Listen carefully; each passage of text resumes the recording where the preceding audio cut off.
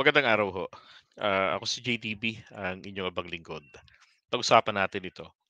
Alam po ni dating Pangulong Duterte, sabi niya, kung nasaan si Apollo Kibuloy. Kaya lang, secret.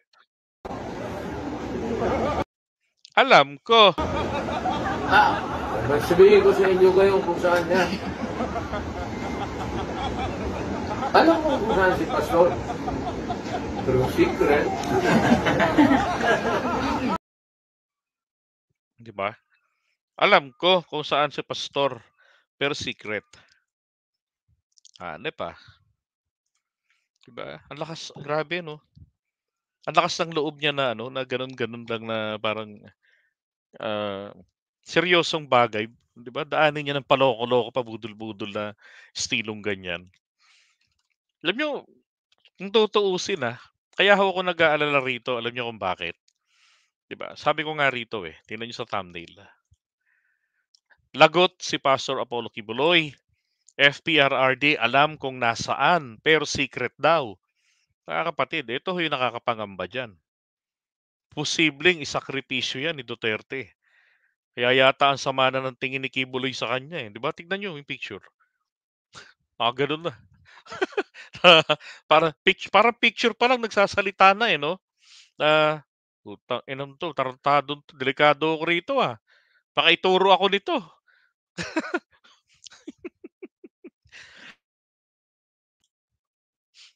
Sabi ni Fire Rabbit, lakas daw ng saltik. Di ba? Totoo. Tapos pagkasabi niyang yan, umaamin po talaga siyang protector ng pugante. Di ba? That is somehow obstruction of justice. Lalo na siya dating Pangulo ng Bansa. Oh. 'Di ba? Hindi rin naman siya miyembro ng kulto ni Kibuloy.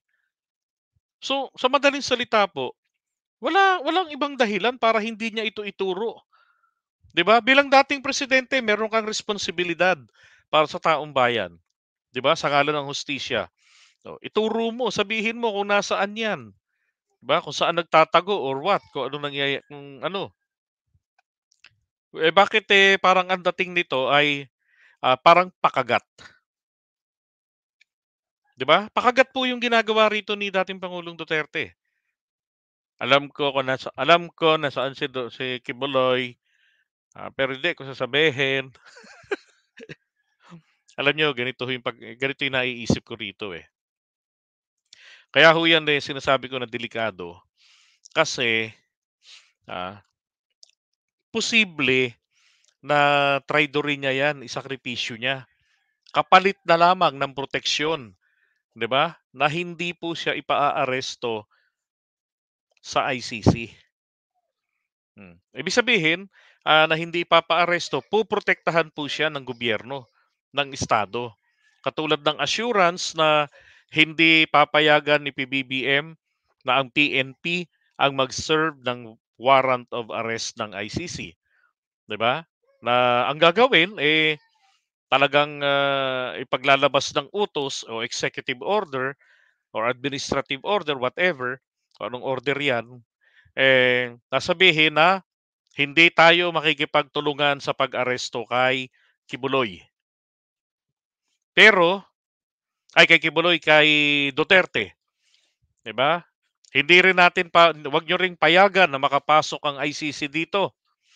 At yung kung makapasok man, wag niyong payagan ang Interpol na papasok sa ating teritoryo para arestuhin ang isang Pilipino.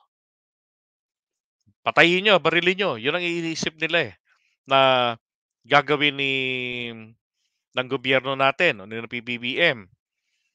Pero ang kapalit po nito para hindi po siya ang ma-highlight ay si Kibuloy. Ituturo niya kung nasaan, 'di ba? Pero 'yun ang kapalit.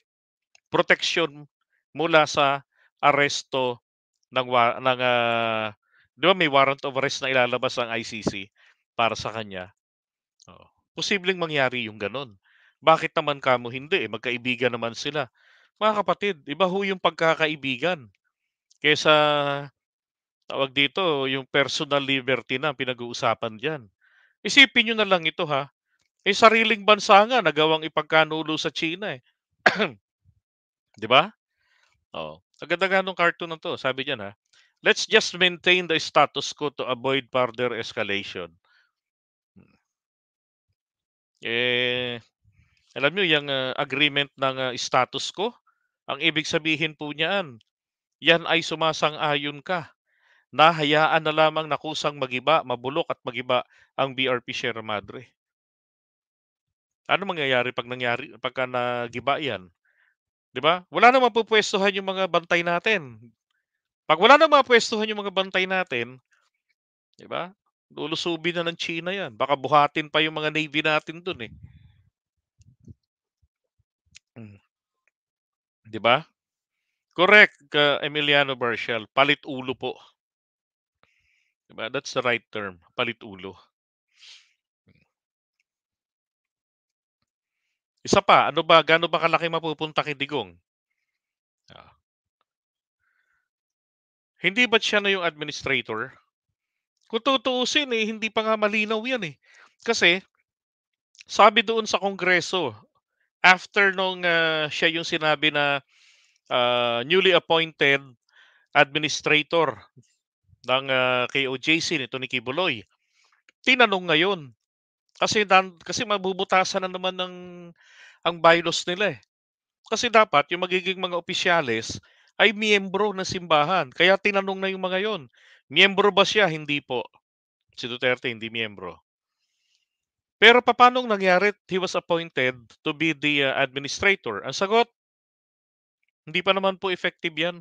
'Yan po'y mangyayari lamang kapagka may nangyari na sa'kin doon sa, isa sa mga kumbaga, mga dami ni Apollo Kibuloy. Oh, 'pag may nangyari kay Kibuloy doon sa tao na 'yon, si Jacobo ata ang pangalan nun, yung naka-shades, yung international pastor na hindi marunong mag-Tagalog, hindi marunong din mag-English, Bisaya lang ang alam, oo. Saka lamang magiging ganap ang pagiging administrator ni Duterte. Pero dito ho sa recent na insidente nung nilusob ng PNP, 'di ba, ng SAF yung KJC compound, Marlon Acobo. Yun, thank you Brad. Yan, shout out kay Go Philippines 3.0. Isa rin ho sa magaling na ano yan, na commentator. Oh, 'di ba? Yun ang sinabi, nandun tayo noon, eh. Ano sinabi niya doon? Hindi pa ganap 'yan.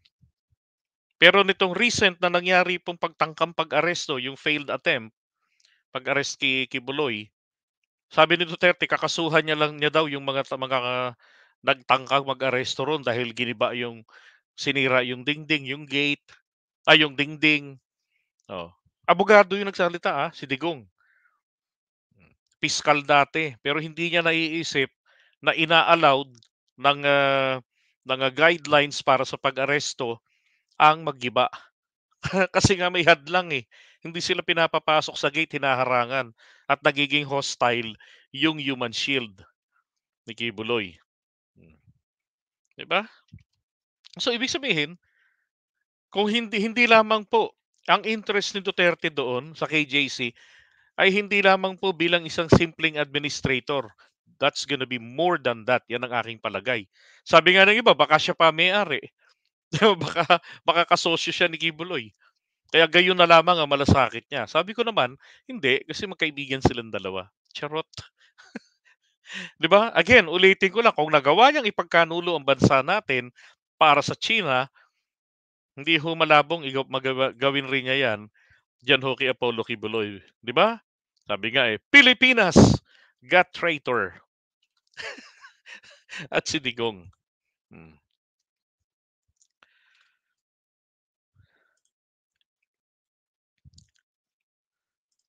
Sabi rito, matalino si PBBM, di kakagat yan sa iniisip ni Digong. Di bali na matagalan hanapin si Kibuloy kaysa makipag-deal siya para sa pag-aresto kay Kibulok.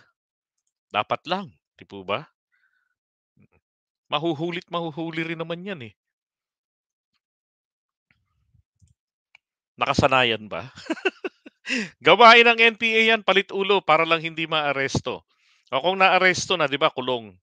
Tapos hihilingin nila, "O yung nahuli naming sundalo palit tayo, palit tao. Palayain niyo 'to, palayain niyo yung tropa namin, papalayain namin 'to." Okey, from Marine sabi niya, "Bale gagawin ni FPRRD na bargaining chip si Pacquiao para proteksyonan ang kanyang sarili. So very selfish old man." Correct, 'di ba? Dami na options 'no, dalawa na, mag-senador, so kahit papaano merong taguan. Katulad nung nangyari kay Trillanes, 'di ba? Oh, somehow nagawa ni Duterte na pilipitin ang batas. Binawi niya, kinansela niya yung, tawag dito, yung, executive clemency, yung parol o yung pardo na binigay ni Pinoy kay Trillanes. Tapos pinapadampot kasi ibabalik daw sa kulungan.